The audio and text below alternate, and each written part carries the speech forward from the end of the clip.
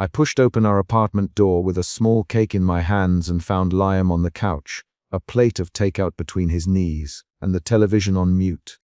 Suspicion tightened my throat before I could name it. The candles on the cake flickered uselessly in my palm. "Liam," I said, and my voice sounded like it belonged to someone standing farther away than I was. He did not look up. I put the cake on the coffee table because my hands were shaking. I flicked the lights on and watched crumbs scatter across the rug where we used to fold newspapers and plan vacations. The apartment smelled of soy sauce and the faint, clean scent of his cologne on the cushion where he sat. The calendar on the fridge still showed old anniversary circled in faded pen. My background is not dramatic. I work a steady job 2 blocks from this building. I cook when I can. I am 34. I have a thin gold necklace that almost never leaves my neck and a worn leather cardigan folded over the chair. Those small facts mattered now because they framed what should have been ordinary and instead felt like evidence. I stepped closer and saw a half-eaten piece of pizza on a plate beside his knee. "You forgot again," I said. My voice hardened on the last word. Liam finally lifted his head. He blinked, and for the first time that week his eyes did not slide away. "Emma, Liam began. He put his hands on his thighs the way he does when he wants a conversation to end quickly. His voice was low and measured, the same tone he uses at the end of long workdays. "I didn't forget. You didn't forget," I interrupted. "You didn't care enough to notice. That's what this is." Tears rose hot behind my eyes, but I counted breaths because counting is what steadies me when everything else is noisy. Nothing. He folded his arms and stared at his hands. The first changing feeling came like heat under a tongue. Suspicion eased into anger. I went through our small rituals by habit for years, and now the rituals highlighted how much had stopped moving between us. I told him about the cake, about how I had bought it because I could remember small kindnesses, and because I wanted to see him smile for something that belonged to both of us. Liam rubbed his jaw. "I had a rough day," he said. "Emma, it's not about you." The words were meant to close the door. I could see the familiar pattern. Denial, deflection, small practical solutions offered in place of talk. He folded the crumpled take-out napkin and tucked it into the couch arm. That movement, tidying instead of explaining, made something in me harden. "Not about me," I said. "We still live in the same apartment, Liam. We still share a couch. Do you remember a time when you noticed my small things?" My sentence broke. I felt like a child asking for a story she had been told before, and that nobody remembered finishing. He looked away. "I notice," he said. "I notice, Emma." The rhythm of his voice was flat and practiced. I watched his mouth say the words without the muscles in his face matching the rest of the sentence. The room waited. The argument rose into sharper pieces. I accused. He deflected. I left. I grabbed my coat and shoved my feet into shoes without sitting down. On the stairwell I let my hands have weight. The concrete scraped at my palms as I leaned my forehead against the cool wall. Maya's name came to me like a tether. Maya met me in the corner booth at the coffee shop 2 blocks away. The machine hissed behind the counter and the shop smelled of burnt sugar and cleaning solution. Maya pushed a mug across the table without asking and waited until I breathed out. "She is blunt in ways that are useful. Emma, you are letting the shape of the life carry you," she said. Her words were plain and constant. "What do you mean, shape of the life?" I asked. I stirred sugar into coffee I could not taste. Maya leaned forward. "You are staying because it's easier than moving. You are staying because the list of things to do is smaller than the list of things you'd have to change. You are staying because you are afraid of the work of leaving." Her voice sharpened into directness, and it landed like a hand on my wrist. That push from Maya made my anger flare into hurt. I had to name it to move it. I felt betrayed by the slow slide that had passed for marriage. I had to name it aloud so I could measure it against what I still wanted. "Maya," I said, "I don't know where the line is between tired and done." She looked at me and said, "Then find it. Not finding it is choosing not to act. Decide before things decide for you." Her bluntness was a small emergency. After coffee, I walked home with the cake box wrapped in tissue paper, my hands steadier but my mind restless. The hallway smelled of laundry and lemon cleaner. Mrs. Chen's door was ajar and she waved me in for a moment. "Mrs. Chen is our neighbor who waters the plants I forget." She gave me a quick smile and handed me a small package she said had been misdelivered. The package had my name on it, but when I set it down on the hall table, I also saw an envelope sticking out with Liam's name in his neat block letters. My fingers tightened without thinking. I told Mrs. Chen thank you and walked the rest of the way home, like someone walking into a room that already knew the ending. Inside the apartment, the cake sat on the coffee table untouched. Liam had moved from the couch to the kitchen counter and was leaning over the sink. He touched a dish and his shoulders were tense. I slid open the top drawer of his work jacket. He left it on the back of the chair and found a train ticket, folded and creased, dated 2 months ago. It had a station stamp that I did not recognize. My hands closed around the ticket, and I felt the second shift in emotion, from hurt into a sharp, cold clarity. I unfolded the paper and a folded note fell out. It was unsent, a page with a few lines. I can't do this without being honest, I am sorry. The note did not explain the station. It only proved that something had been planned without me. I walked into the living room with the ticket in my fingers and held it up. Liam, what is this? I asked. My voice was steady in a way that surprised me. He turned slowly. Emma, he said. The confrontation started small and then moved fast. I asked about the ticket. He avoided eye contact. I accused him of making plans without me. His silence was about not wanting trouble. I said we were already in trouble because we had accepted a hollow at the center of our life and called it comfort. You are making this about me again, Liam. His voice had the tightness of someone trying to hold a dam in place. I am trying to make a change that doesn't hurt you more. I was looking at other cities for work. I didn't tell you because I didn't want to worry you. He used the word worry, as if it could fold the rest of his choices safely inside it. You didn't tell me because you didn't trust me enough to say it out loud. I said you chose secrecy over conversation. I felt anger and a small, hot shame at saying it. He folded his arms. So what now, Emma? He asked. You want me to leave? You want me to take a job and go? The question sounded like an offering and like a threat at once. We traded words that counted like tally marks. He practical things. New job, less commute, possibility. I said practical things back. Shared bills, pets, our routines. We circled the same facts and could not get past the way neither of us had been honest about how we felt. Our voices rose and fell. For 3 minutes we had a rapid exchange. Liam, me, each line sharp and short. Liam, did you buy the ticket to leave without me? I asked. He closed his eyes. No, he said. I never meant to go without telling you. I meant to find out if I could do it and then bring it up. I heard the careful logic and found it thin. You planned without me again, I said. The living room became a place of weighing. The part of me that always arranges practical things started listing dates and numbers and deadlines. The part of me that used to imagine weekend trips started to withdraw like a hand pulled back from cold water. I kept returning to one image. The cake candles unlit, my own hand trembling as I had set it down. Mrs. Chen knocked as if on cue and stuck her head through the door with a small apology about noise. She set down the misdelivered package and then, as if remembering something, said, Emma, this brochure fell from the envelope for me. Liam, she tapped the brochure and then left. I opened the brochure with my fingers and saw listings for a small, far city with a program that would require training and a different life. The brochure had Liam's name written on it in the same hand as the envelope. That discovery jolted into a quick, hard twist. He had been exploring alternatives for months. The shock bent from hope to betrayal and then into a more complicated feeling I could not name at first. Part of me felt relieved to have proof. Part of me felt foolish that it had taken an envelope to make a suspicion into fact. I heard my chest working to find air. We moved the argument to the balcony because the living room felt claustrophobic and because conversations with high stakes needed space. The sky was thin and the city lights were still asleep. I could see the line where dawn would come, and I tried to measure whether that line meant relief or more loss. Why didn't you tell me about this? I asked on the balcony. My voice was low enough that the street could not hear. Liam's hands were in his pockets, and he kept looking down at the rail between us. Emma, I was scared, he said. I was scared to admit I wanted something different and scared of making you choose. I didn't want to hurt you. His sentence ended on a small, honest breath. I felt another shift, from anger back into a slow, raw vulnerability, the hurt rearranged.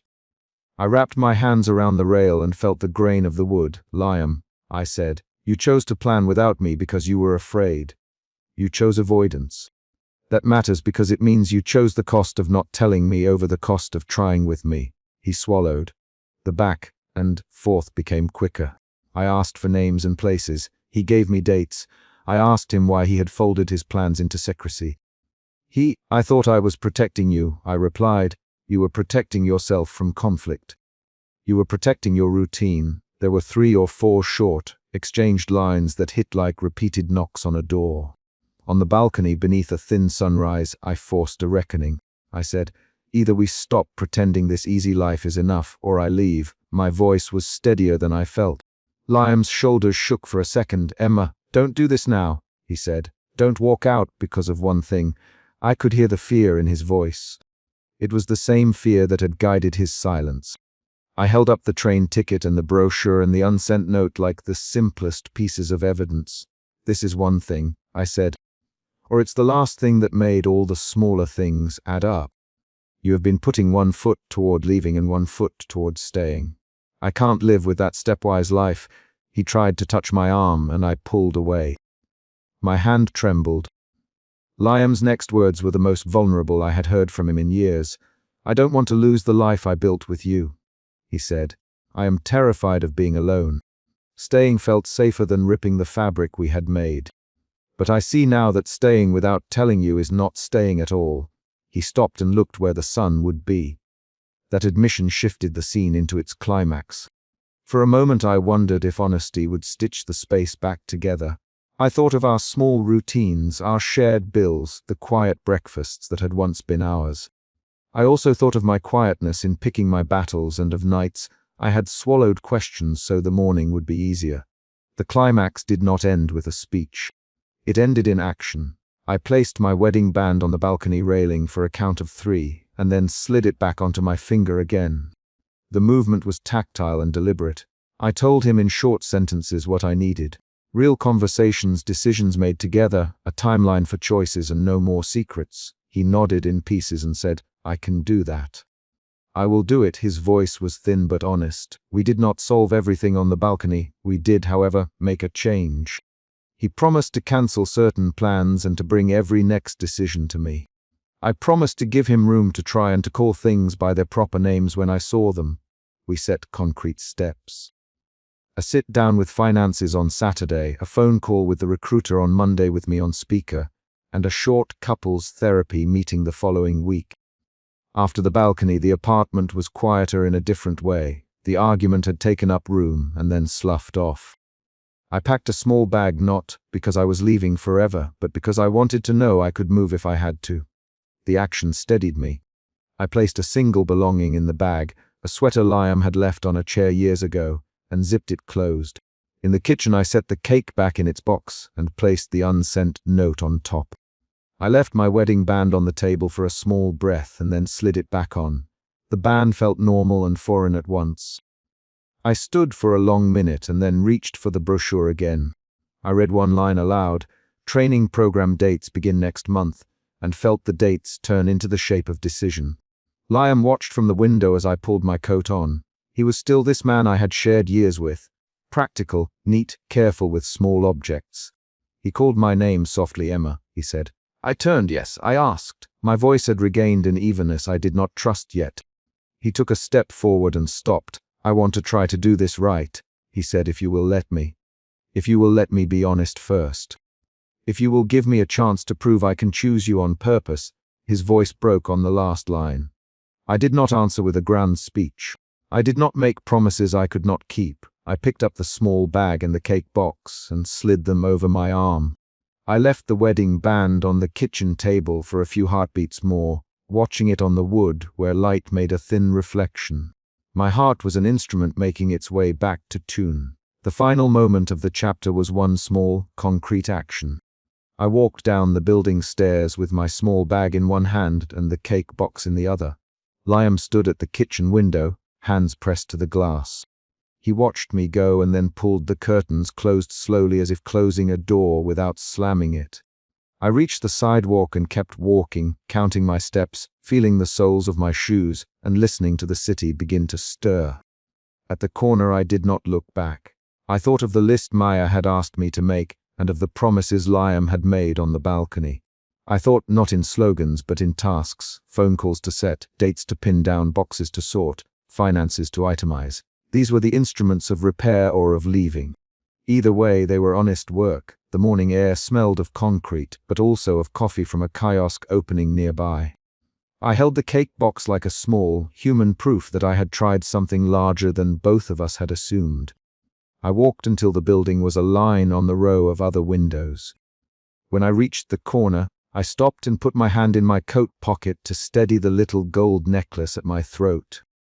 The emotion that had started the night, suspicion, had moved through anger, through hurt, and into a careful clarity. I had made a choice that morning. To name what was wrong and to force it into daylight. The choice was not grand. It was a sequence of small acts that would either open, repair, or open a door toward leaving. The cake in my hands was, absurdly, both a memory and a measurement. I walked toward Maya's, toward the coffee, and toward the list she had urged me to make. I kept the brochure folded in my pocket and the train ticket in my head. On the stairwell behind me, the apartment would still smell of soap and soy sauce, and the wedding band would catch the light for a moment longer before he, or time, moved it. My feet kept moving, and that movement felt like the first honest thing I had done in a long while. The chapter ends with a small, decisive image. I left the wedding band on the kitchen table and walked down the building stairs while Liam watched from the window. The morning light catching the silver without either of us touching it. That physical action, leaving a thing that symbolized our shared past and walking away from the room where we kept our habits, closed the chapter's immediate conflict and set the next set of tasks into motion. I pushed the stairwell door with my shoulder, and the apartment door gave a grating creak wider than it should have. A damp shoe print cut across the welcome mat, and a candle sputtered on the living room table, wick half, melted, wax pooled like a small island. Suspicion tightened my throat. Suspicion is the feeling that pushed me forward before my feet made a sound. I saw the TV dark on the couch and the corner of a takeout box. The scene matched the unease from the night I came home with a cake and found Liam staring at the screen. But the cake that night had been the first small fracture I named aloud. Now the fracture had edges I could touch. I moved through the hallway with my keys still in hand, rubbing at the heel of my palm until it hurt. I flicked on the kitchen light, and the apartment answered with cold glass and the smell of last night's coffee. The candle flame snapped as if it had been breath on it moments before. My hands went to my phone. My thumb hovered. The next sound was an old neighbor's voice in the hallway below. Emma. Mrs. Alvarez's silhouette filled the stairwell doorway when I opened it a crack. Mrs. Alvarez. I kept my voice low. Fear shifted inside me, not the cinematic kind, but a physical tightening under my ribs that made my sentences short and sharp. Did you see anyone? She stepped in without waiting for an invitation and pointed at the mat with her cane. I saw him leave with a woman, young with a grey coat. He didn't look like he was going to work. Her words dropped like stones. I thought you were out. Her voice carried the certainty of someone reporting facts. That certainty nudged me from suspicion into anger. Anger made my jaw hard. Liam left with someone, I asked. The question cut the room when, around 10, he was carrying a small bag. I thought he looked distracted. Mrs. Alvarez spoke in the measured rhythm she'd always used with us, which made her accusation sharper rather than softer. Her face tightened as if she had swallowed a story she hadn't been meant to tell. I called Liam while I kept my shoulder against the door. The line picked up after 2 rings. Emma, he said, his voice low and flat. Where are you? I asked. At the office. Long night, he answered. There was a mechanical clatter on his end, a steady rhythm that didn't belong to any office I knew. There's a candle in the living room and a damp print at the door. Mrs. Alvarez says she saw you leave with someone. My voice tried for neutral and landed somewhere strained. Silence, then a brisk, controlled inhale. I must have gone back for a file. You know how deadlines get. He put distance between the truth and his sentence. The sound in the background became a repeating clink like cutlery on a counter. My suspicion tightened into a different shape. Doubt that became urgent. I told him to come home, he would. When I hung up, Maya was waiting at the corner cafe where she had said she'd meet me at 9. I showed her the photograph I'd taken of the footprint and the candle before leaving. Maya folded her hands on the table and looked at the wax. "You should look at the building footage," she said. "Carlos owes us. He can rewind it." Her voice nudged me from doubt toward action. If he's lying, we need proof. Maya's insistence had always been practical. She pulled facts like strings until something moved. At the security room in the basement, Carlos angled the monitor and lit a cigarette even though building rules said otherwise. He moved the mouse and rewound the night. Frames snapped past like beads. Liam appeared on camera entering the building at 1:15 a.m., coat bundled, head down. He left at 3:20, same coat. Maya and I exchanged a look. "That's 2 different returns." Carlos, tapping the screen, "Watch this minute." He rewound to a frame where Liam crosses the hallway. For a single frame his face blurred and a shadow moved inside our doorway, a suggestion of motion that didn't match the figure on his hands. My heartbeat quickened. Fear slid underneath the anger and made my mouth dry. "Play it again," I said. My fingers trembled when I asked. We watched the doorway. The camera caught a figure crouch inside the living room for a brief second, then stepped back as if someone in the hall had come into view. Who was that? Maya. Carlos chewed his lower lip. "Looks like someone else lived inside the walls, or used them." "There's movement in the bookcase area," he rewound and zoomed. The frame showed a sliver of fabric that matched the hem of a sweater I owned. I pressed my thumb to my temple. The memory of the cake night surfaced like a stubbed toe. Liam on the couch, the cake untouched. I had accused him then and he had just stared. Now those earlier suspicions reassembled into something clearer. We left the basement with copies of the footage on a small flash drive. Outside on the stoop, Maya's voice lowered. "We can knock tonight. We find out together." Her plan moved me from fear to resolve. Resolve brought heat to my face and made my decisions faster than doubt could catch up. Back in the apartment, the living room looked unchanged except for the candle and the damp print. Liam arrived an hour later, coat dusted with city rain, hands clean. He carried an extra grocery bag like a man who wanted to be normal. "Emma," he said, when the door closed behind him. "Hey," his voice was the low, measured tone I knew. Practiced calm slid like oil over the raw places. "Where were you?" I asked. I kept my hands at my sides at the office. "You know that meeting ran late." He folded the grocery bag on the counter. "What's wrong? Why the candle?" He tried for concern and landed in distraction. I set the flash drive on the table. I could see his face change in the reflection of the television. Carlos rewound the cameras. "You came back after 1, then again at 3. Mrs. Alvarez saw you leave with a woman. Who is she?" Liam. My sentences were short. The way I said his name made it a tag anchor to accusation. Liam's jaw tensed. He avoided my eyes. "Emma, you don't need to what? Lie, hide." I stepped closer. "Tell me the truth." Now my voice sharpened. This time anger and betrayal braided, a hot spike that made me speak fast. He stood in the kitchen doorway and folded his arms. "You reaccusing me because of a footmark and a candle." There was a flicker of resentment in him I hadn't seen in months. "I'm accusing you because the footage shows you entering at odd hours, and because Mrs.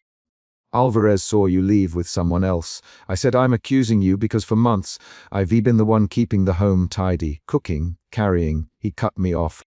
"Emma, I work long hours." The lines were clipped. "You make it sound like I'm trying to hurt you." Liam, "Tell me where you were at midnight and who you left with at 10. My hands curled into fists. He blew out a breath and the apartment felt small. "You always go straight to blame." He said, "You left the cake on the table and walked away that night." "You mean I wasn't paying attention? Maybe you wanted me to change. Maybe this is your test." His words slipped into accusation and then into pleading. He took 2 steps forward. "Emma, I'm not trying to betray you. I was trying to keep things manageable." "Manageable how?"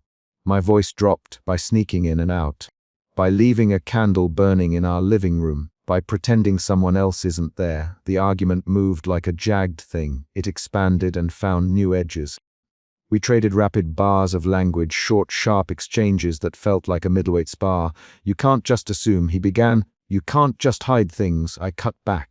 "You always make this dramatic. You always avoid the hard parts." "Stop." Both of you stop. Maya's voice at the doorway cracked a window of silence.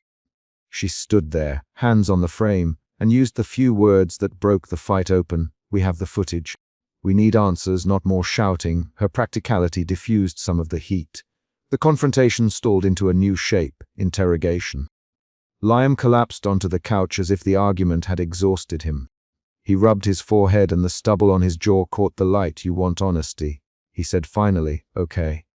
I have been doing something. Not what you think. He paused, then looked at me with a kind of pleading I recognized from when he tried to fix a broken shelf instead of asking for help. I have been sleeping in the walls, Emma. In the crawl space behind the bookcase. I thought if I stayed close but out of the way, you wouldn't leave. My breath stopped. The apartment seemed to tilt. I stepped toward the bookcase and ran my fingers along the lower edge of the panel. It gave under my palm. You what? I pressed a finger to the seam and felt the roughness of wood. He stood up. His voice narrowed. I didn't want to hurt you. I didn't know how to tell you that I was afraid. Afraid you'd leave if I asked for more. So I made a place I could be, and I came out at night to fix little things, to put out candles, to watch when you weren't looking. He laughed once, a sound without humor. It sounds terrible when I say it like that. Anger flared. You built a bedroom in our walls. The room filled with images I couldn't reconcile. I looked at the sofa where he'd once eaten the cake with a fork, and a distracted air. You watched me. I wasn't watching you the way you think, he said. I watched the rhythms. When you slept, when you left, when you cried. I kept photographs. I left notes. I thought if I became invisible, I could keep us. I was trying to fix us without asking you to change. His voice broke on the last words. I yanked the panel outward. The hidden crawl space smelled of dust and detergent. There was a narrow cot with a threadbare blanket and a shoebox of photos taped to the plywood wall. My name appeared in the top, left corner of some of those photos, snapshots of me coming in from work, the cake night, a picture of my hands knitting a scarf. There was also a second set of clothes folded neatly, a cardigan of mine, a pair of jeans that matched the fabric I had seen on the security footage. I felt something like nausea, then a flaring cold. Why are my clothes there? I held one sweater up and the texture ground against my fingers like proof. Liam sank to his knees inside the doorway of the crawl space. I thought if I put your things there you'd never notice. I didn't know how else to keep you. The confession landed raw and blunt. This was the twist that changed everything. It reframed the night I came home with a cake and the way he'd let the TV take the place of conversation. I could see the math of his fear. Fear of change, fear of asking, fear of being left. He had chosen secrecy over speech.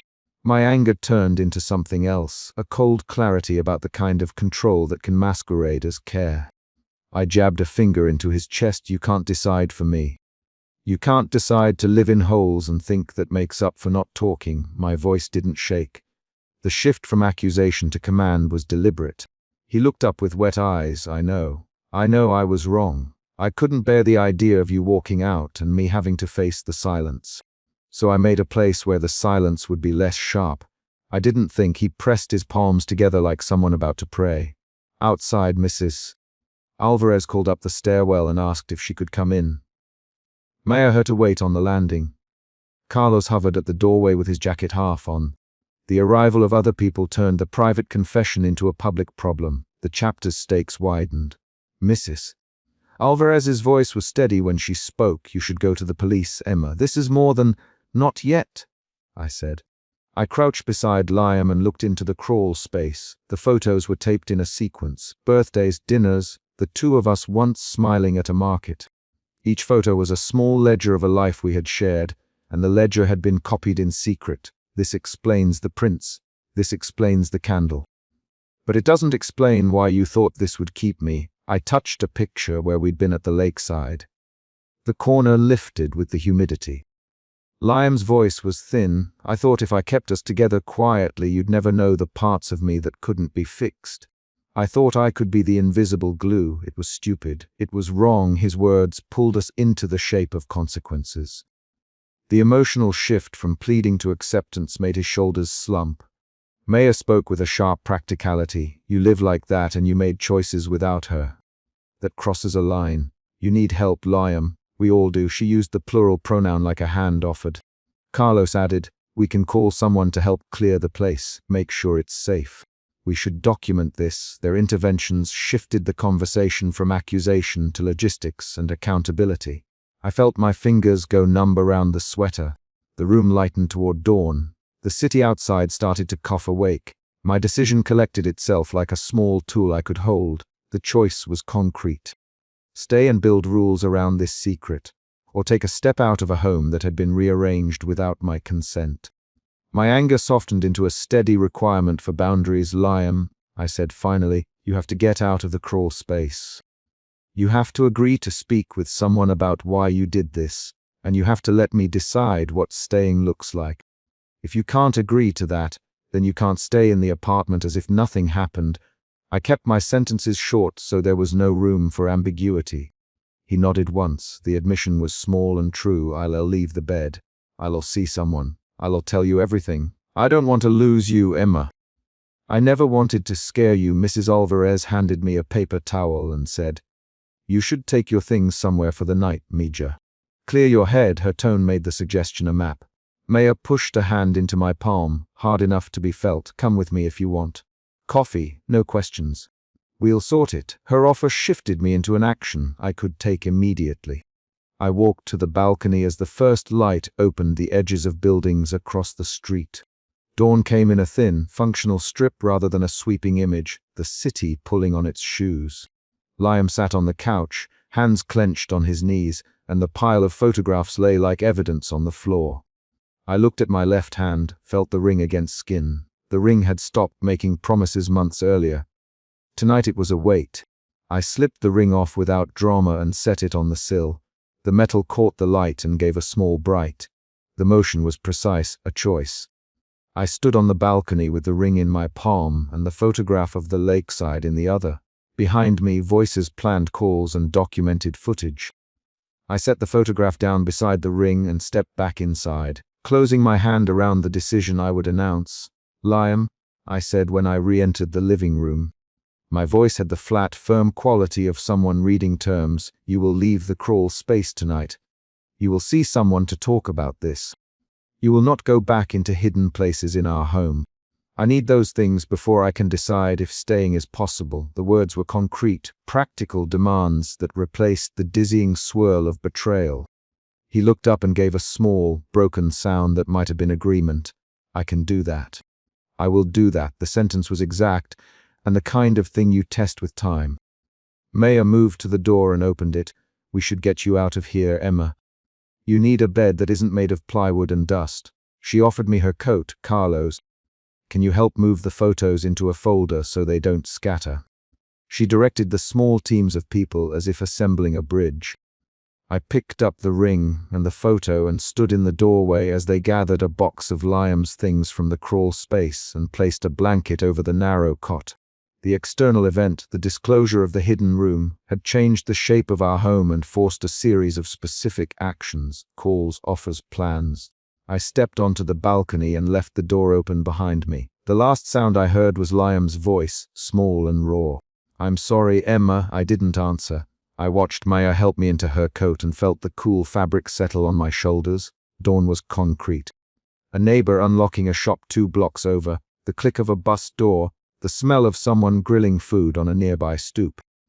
I walked out with Maya, the city making ordinary sounds around the extraordinary thing that had just happened inside the walls. The final action of this chapter is not a speech or a promise. It is a door closing behind me and the ring left on the sill, silver against the light. That door made my choice visible and set the timeline for what must come next, emotion root. Suspicion shifted to fear, then anger, then clarity and resolve across multiple confrontations and discoveries. The crawl space reveal reframed earlier doubts from the cake night and forced concrete decisions about accountability, help and boundaries. The chapter closes with a situational beat. I walk out onto the stairwell with Maya, ring in the apartment and photographs stored, leaving Liam to face the consequences inside the place he'd chosen to hide. I pushed the balcony door and found it open. Liam's sweater hung over the railing and an envelope with my name sat where his coffee usually sat. Suspicion tightened my hands around the balcony rail before I could think. I lifted the envelope and the seal was unbroken, but the handwriting was not his. The paper felt like evidence in my palm. A neighbor's footsteps in the hall made me look over my shoulder, and for the first time that week I felt both exposed and furious. I did not let the balcony become a private accusation. I brought the envelope inside. Against the stove, his mug left cold with a faint ring, candles from another night still hardened on the table. I remembered the cake I brought home in Chapter 1, and the way the candles had bounced when I opened the door and found him on the couch with takeout. That image pressed up against the new one. Same apartment, same quiet distance, a new sign someone else had been making decisions for us. I opened the envelope at the kitchen table. Suspicion had been the driver, but anger came next, flat, hot, exact. Inside was a typed letter and a sealed packet of papers. The letter used 3 short sentences: that he could no longer pretend, that he had made arrangements, and that he wanted to avoid a scene. It did not use the word sorry. It used the word signed. I heard steps in the stairwell and the door swung inward. Mrs. Garber stood there with the stairwell envelope I had not seen yet.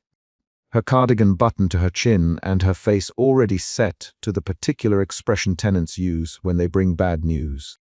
Emma, Mrs. Garber said, holding the found envelope up like a small animal. I found this on the landing, heard shouting last night. Are you all right? I put the papers down. My voice was low. Mrs. Garber, did you hear who was shouting? Mrs. Garber hesitated, then.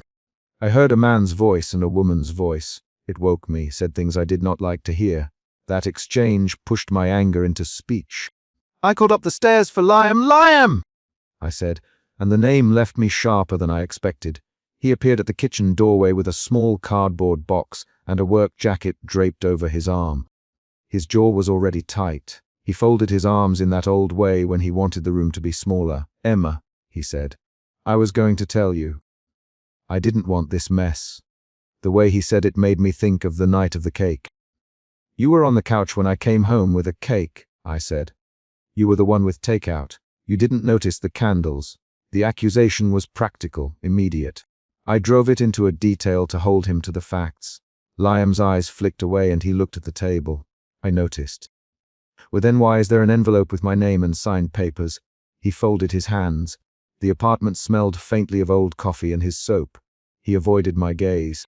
I had been thinking about us, he said. I thought it would be better if before he finished, the door burst open and Maya came in. Her hair in a hurried knot and a bag slung over her shoulder. Emma, are you okay? Maya asked, and she put her bag down with a soft thud on the floor as if to anchor the moment. I handed Maya the papers. She scanned the letter and the packet with a narrowed look. Liam, what is this? Maya said. Her voice cut through the apartment's constant low hum. Liam folded in on himself. I didn't want to cause you pain, Emma. You didn't want to cause me pain, I repeated. Liam, you packed a box and left a paper that looks like a formal separation plan. You didn't tell me. You didn't even tell me why. Maya pushed forward, placing her palm flat on the table. Liam, tell us what this is. Don't make Emma figure it out. Liam's fingers found the edge of the box. He pulled it closer as if it gave him something to hold on to. I thought it would be easier, he said. For both of us. That line, easier, was the phrase that had shown up before between us. It was the same word that had kept us in the same bed when we no longer spoke at night. It had been the quiet rationale behind habits that looked like commitment but felt, to me, like settling. Maya did not wait for more. She opened the box, and we all leaned in. Among a rolled tie and a worn pair of gloves, Maya found a folded jacket. Emma, my hands slid into the pocket and found a folded folder. The folder smelled faintly of hotel soap and rain. I unfolded the contents. Dated hotel receipts, a faded photograph of a woman I did not recognize at first, and a small handwritten note with a name I did recognize because it was on a documentary I had seen years before. I held the photograph and felt the air go thin with a fact I could not unsee. Emma, Maya said. Is that? I held the photograph to the light. The woman in the photo was smiling toward the camera. She had dark hair and a tired, good smile. Liam stood behind her with an arm around her shoulder and his head tilted in a way that suggested intimacy. The hotel receipts matched dates when he had not been at home. The notes had a child's name in a looping script. Anger shifted into a raw disbelief that made the kitchen feel too bright. Liam, what is this? I asked. My mouth had gone dry. He did not answer for a long, heavy breath. Maya's hands curled on the table. Liam, tell the truth now, she said. Tell Emma now. Liam's throat worked. He walked to the sofa and reached for his phone. He thumbed through it until he found a voice memo and held it out. Listen to this, he said. I hit play. A man's voice began. Please don't leave, I can fix this. Then a woman's voice, you have to decide. Then a man's voice again, strained, no, I know, I'm sorry. The memo cut and resumed in stilted breaths. The conversation filled the room with an impossible intimacy, apology, pleading, a negotiation, and it read like a record of a relationship beyond our two-person script. The memo stopped. The apartment was heavy with recorded voices. Maya spoke first. Emma, that's... Who are they? I said. Who is in that recording? Liam looked down. It's me. He paused, and the pause was a small cliff. Maya leaned forward, her voice narrowed. And who? Liam. Say the name. He closed his eyes. Her name is Nora, he said. Nora is. She's someone I was helping. We helping how? I said. The word helping sounded like someone choosing a neutral verb to hide the shape of a betrayal. The suspicion that had started the morning now rushed into anger, and then into a strange disbelief. Helping how, Liam? How do you help by lying? He rubbed his hand over his face. He spoke in short, raw bursts. Nora has a child. He stopped, swallowed. He found out about her because of work. She needed money for rent, for medical stuff. I offered to cover things. I covered hotel rooms. I paid bills. I thought I could fix it and keep it separate. Well, why not tell me? Maya asked. Why not say anything? Because I was afraid, Liam said. Afraid you'd ask me to stop. Afraid I'd lose you if you knew I was. Involved. Maya leaned back, jaw tight. Liam, you were telling Emma you kept a secret and you thought that was better than talking. Yes. He said yes. This was the moment the first plot twist arrived. The photograph and receipts looked like an affair, and I had built a whole private accusation around that picture. But the voice memo changed what involved could mean. It might have been a cover for betrayal or a clumsy attempt at secrecy to help someone else. I felt the ground of my certainty shift, and my disbelief hardened into two directions: a betrayal of trust and the possibility that what I feared was incomplete. The physical details mattered now. The dates on the receipts matched nights he had said he worked late. The hotel names were not near his office. Maya read aloud a line from a receipt. A Grand Park Hotel, 2 nights, room booked under L. Harris. The name on the child's note was Maya, not the same Maya who was sitting at my table, but a coincidence that made us all look twice. Emma, Liam said in a small voice. I was trying to protect you from a mess that wasn't yours. Protect me, I said. You hid hotel stays and photographs, and you thought silence was protection. Maya cut in. Liam, you don't get to decide what's safe for Emma. That sentence landed like a new rule in the room, and the conversation snapped into a rapid exchange. I asked questions and Liam answered in short bursts. Maya demanded specifics and Liam gave dates. The argument was 3 short, sharp rounds of back and forth, each line hitting concrete facts. Dates, receipts, names, phone calls. Where were you on March 12th? At the clinic. Who is Nora? A woman I met at work.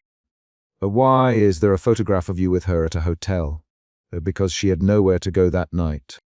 When the argument slowed, I did something I had not done in years. I asked for proof beyond the receipts. I wanted a name and a number I could call.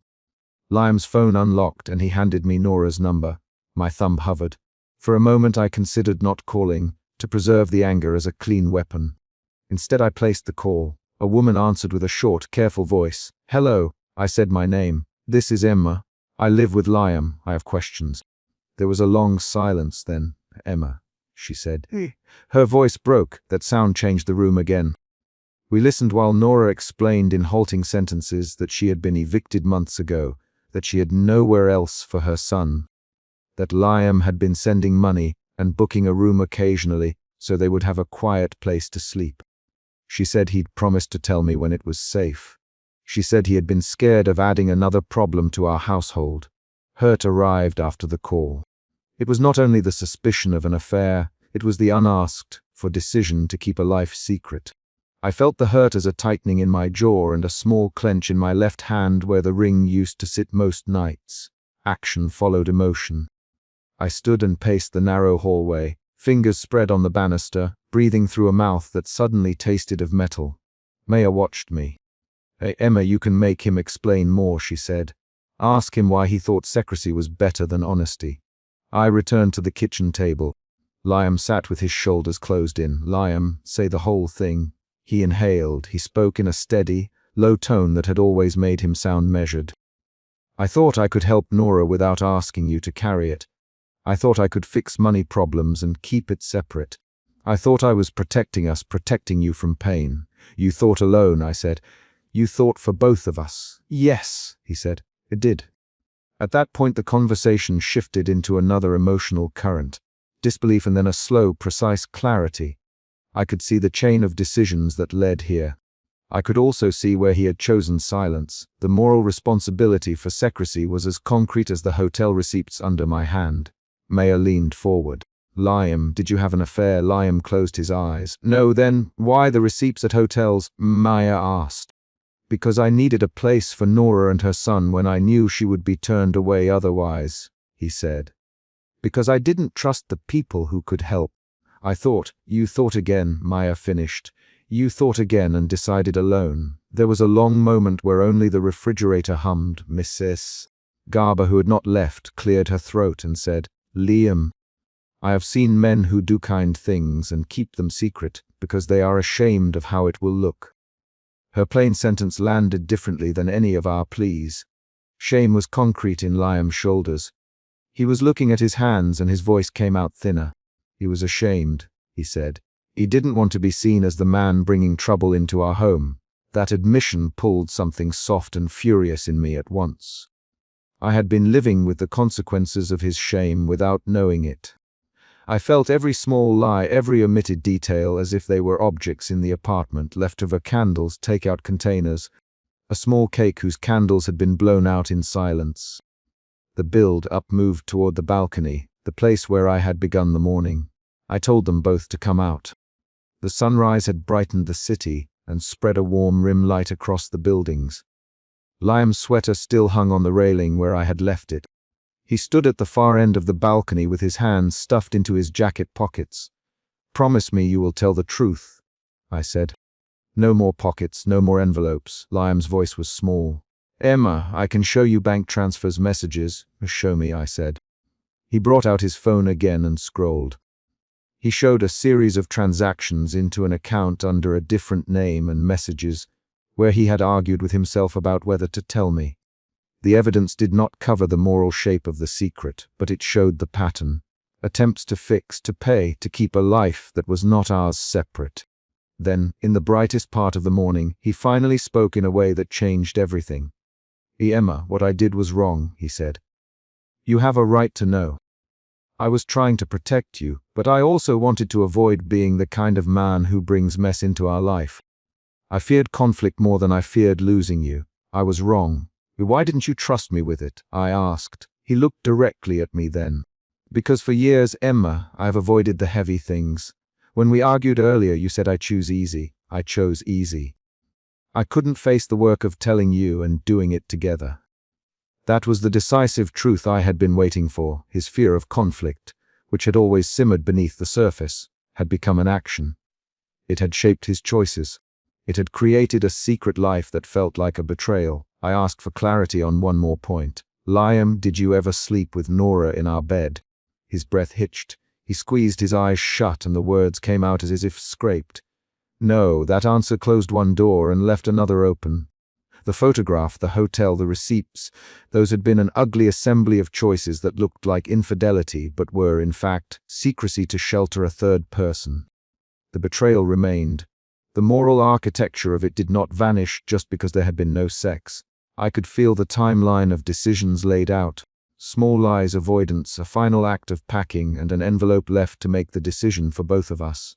Maya put her hand on my shoulder. "Emma, you decide what to do next," she said. "You don't owe him an immediate forgiveness." I looked at Liam. I thought of the cake I had once carried in with candles. I thought of the muted television and the plate of takeout. I thought of nights when we shared half sentences and pretended that silence was safety. I felt the emotion shift again. from anger and disbelief into something narrower resolve. "I need to go through my things," I said. I opened a small box and took out the worn leather cardigan I favored. I moved slowly and deliberately. I packed a few necessities into a small box: documents, a sweater, a childhood photo that sat on my nightstand, and the thin gold necklace I rarely removed. I folded each object with a concrete intention. This thing, this box, this step. For me, empowerment would be in movement, not speech. Mrs. Garber hovered by the door, and Maya watched every motion. Liam sat on the sofa, folded and unmoving, as if the weight of his choices had pressed him down. "Emma," he said, "if you ask me to stay and try, I will do the work. I'll stop hiding. I'll go to therapy. I'll let you in." "Do you mean that now, Liam, or do you mean that the way someone promises to stop a habit when they are scared of losing the person who notices it?" He swallowed. Now, that small word was thin and required action to prove it. I took the envelope from the table and slipped it into the small box with my things. The envelope had been meant to be a decision made without me. I would choose what to do with it. I folded it into my bag. At the front door I paused. The city beyond the hallway felt ordinary and indifferent. I put my hand on the doorknob. My fingers trembled once, then steadied. I turned back to the apartment. "Liam," I said, "I am leaving now. I am taking a few things. I will not decide tonight. I need time to see if honest work can replace secret protection." He got up slowly. "Emma, can we talk? Can we sit and make a plan?" "Yes," I said. "We'll talk, but not now, not as it stands." I stepped outside with the small box in my arms and the envelope tucked into my bag. Maya came with me to the stairwell, and Mrs. Garber stood at the doorway and watched me go. The final paragraph of the chapter is not a summation. It is a physical event. I locked the apartment door behind me and put the key in my pocket. Then I took the first step down the building stairs, carrying an object that held both what had been and what might be next. I walked down toward the street with the box pressing against my hip and the city light warm against my face. The decision had moved from an envelope to an action. The choice between staying and leaving now lived in how I would spend the next hours and days. Whether I would return to an apartment where decisions were made in my absence. Whether I would insist on joint work to repair things. Whether I would set clear boundaries and a timeline.